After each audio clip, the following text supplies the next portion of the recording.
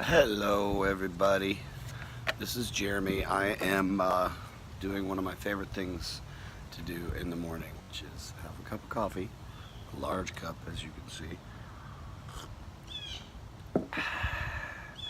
and one of my clove cigarettes.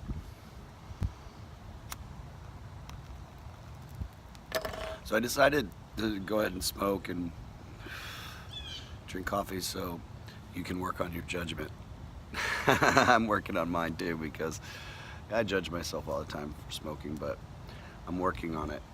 Maybe when I stop judging myself, I'll stop smoking, who knows. But that being said, wanted to do a video today about connection, about synchronicity.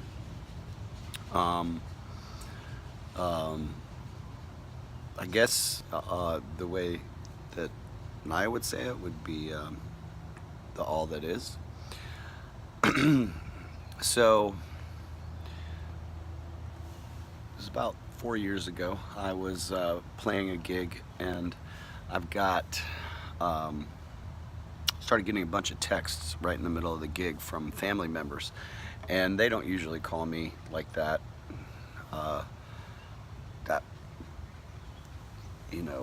That much anyway. So I got worried about my grandmother, and I went on my break and I started calling everybody when nobody answered the phone.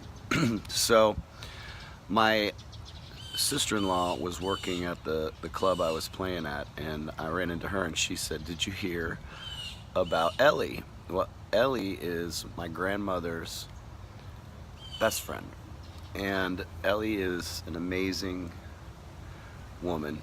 She was a big, tall woman, about probably 6'3" or 6'4", and but the sweetest lady you'd ever meet. And she had lost her husband a couple years before she passed. But I just basically found out that she had passed. Well, she also really loved my music. Her great cousins, which were younger kids, were in the band Nickel Creek. So she loved music, and she sent my music to them and shared theirs with me, and we were on email a lot, and she just was very passionate about music. So I went back up to my gig after my break to start playing, and on this particular stage there's a big ficus tree that hangs over the stage. At least it did at that time. And I start playing, and I wish I remembered what song it was, but I know I was thinking about her.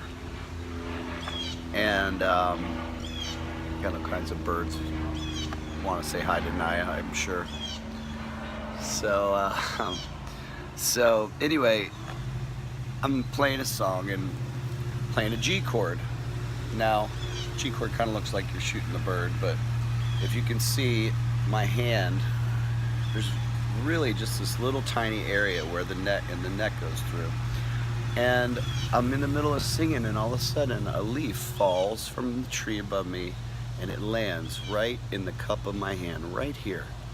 And it rests in the palm of my hand as I'm playing the guitar. Now remember, there's a guitar neck going through the hand, so the chances of this little tiny slot catching a leaf, then holding it in my hand the whole time, was absolutely astronomical in my book. And I knew it was her, but I, kept playing my gig, and then the more I thought about it, I thought, you could stand under a tree with your hands wide open for who knows how long before a leaf is going to just fall exactly into the palm of your hand, let alone a little tiny hole about that big in your hand. So